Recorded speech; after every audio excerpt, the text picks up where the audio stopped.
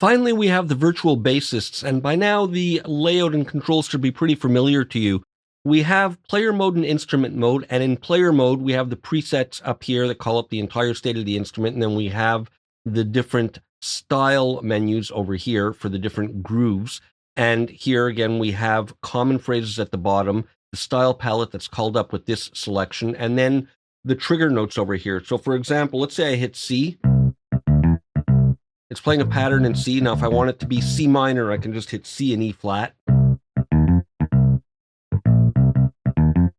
Versus C major.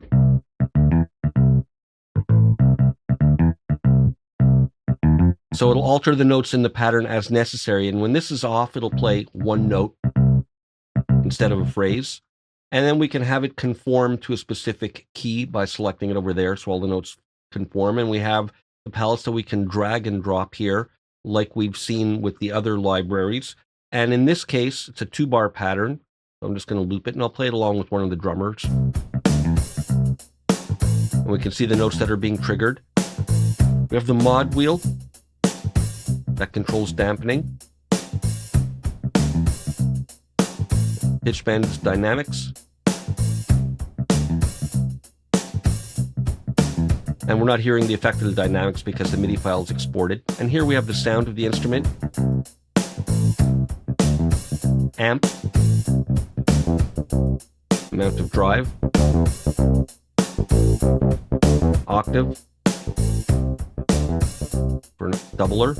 We have drop D tuning. And a finisher preset for some processing.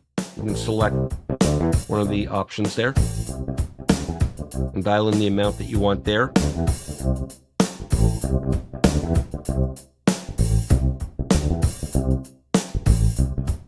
And another overall tone control, along with some compression and usual micro timing options.